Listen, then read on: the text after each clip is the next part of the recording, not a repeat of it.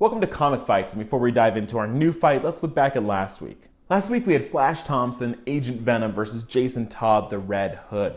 Now, this was a pretty heated debate actually, because a lot of people are really pro Jason Todd and how kind of deadly and precise he is, and other people are very big fans of the symbiote and how much of an advantage that gives Flash Thompson. Me, I'm going to give my vote to Jason Todd, and this is summed up by some thoughts by Sam Murphy. Jason Todd may have this, and here's my reasoning. Batman taught Todd for many years, which was then followed up by the League of Assassins. This effectively made him a tactical genius, more than capable of outsmarting Agent Venom and using his weaknesses against him. Long-range shots would be the smart approach, rather than fisticuffs, so he could hide in the shadows and not have to worry about the strength imbalance. After a while, the symbiote would likely take over, and its chaotic and uncoordinated nature would be its downfall. Todd could lure it anywhere he wants. So for example, a metal concert with over-budget pyrotechnics. Basically, in brain versus brawn, brain wins. So I agree. I think Jason Todd will find a way to take out the symbiote. He'll pretty quickly realize kind of what it's susceptible to. He'll find weapons that are able to kind of basically separate the symbiote from Flash Thompson, who will then basically be helpless. I think Todd will find a way, so I'm giving the win to the Red Hood. But don't get me wrong, I still think Agent Venom is an incredible character and he's one of my favorites, but in this fight, I don't know if he would take it.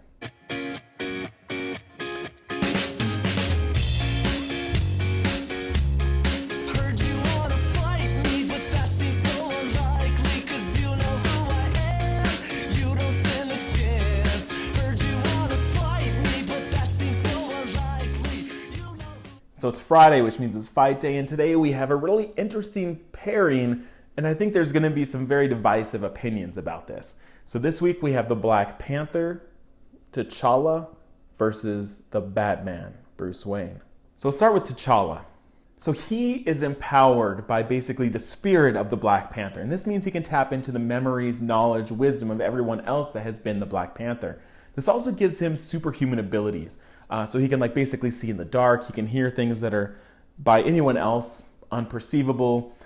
He can smell and track people based on what they smell like. He can taste something and break it down into all of its individual components. Basically, all of his senses are amped up to the max. He also has superhuman strength, speed, stamina. He's like Olympic level athlete across the board.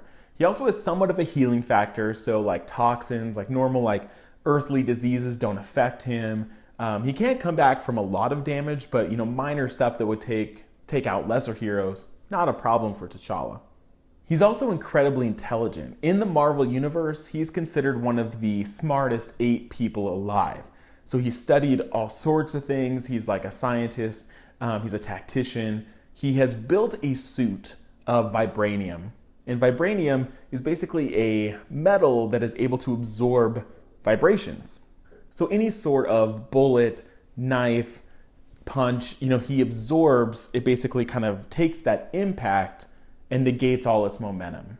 He also has anti-metal weaponry, so claws, energy blades that can basically slice through metal like butter, that it breaks it down at a molecular level.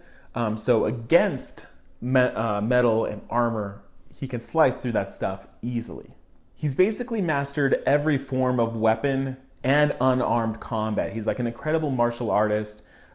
He is just a force to be reckoned with. So the flip side, let's talk about Bruce Wayne. Bruce Wayne has been conditioning his entire life. While he doesn't really have these supernatural attributes, he is basically the best human possible, peak human, they call it. That since he was a kid, he's been training and preparing, and learning to be the best that there is. He's really mastered intimidation and interrogation, which kind of go hand in hand. And he's able to get information from people that by traditional interrogation methods probably won't be able to be gotten, but he's able to get to them. He's also an incredible detective, earning the title world's greatest detective in the DC universe. He's also a genius. So just like Black Panther, he's one of the smartest people in the DC world. And he's actually learned and studied his other heroes, and he's found ways to take out basically every other hero in the DC universe in case they go rogue or they've been mind controlled. So he's not only worried about the villains, but he's worried about the other heroes as well, and he's figured out ways to take out all of them. But like Black Panther, he also relies a lot on his suit and his weaponry. So his bat suit is made of a combination of Kevlar and a small dose of titanium. So it's also basically bulletproof, knife-proof, can withstand a lot of damage. It's not as strong as vibranium, but it is basically up there. He also has blades attached to his gloves, which could do a lot of damage. He has the cape, which allows him to fly and kind of control his, gliding and momentum and change direction and height and do all that stuff. He's able to navigate his surroundings very, very easily, including things like he has like a grappling hook. He has a lot of ways to get around whatever battlefield they're in. And while he doesn't have the superhuman kind of like senses that Black Panther has, his mask does have a lot of those similar things. So he's able to see in the dark, infrared, hear things. Like his helmet has a lot of those things built in that's able to balance the playing field and make him a little more able to compete with Black Panther. He also has a utility belt, which is full of weapons at his disposal. So explosives, different ropes, grappling hooks, the batarang, which either he can throw or can be remote controlled. He has weapons for all sorts of scenarios and all sorts of gadgets that he can tap into.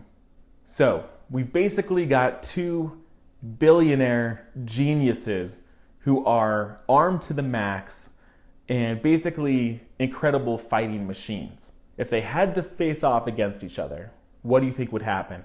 So I want to see in the comments your rationale, why one of these people would best the other.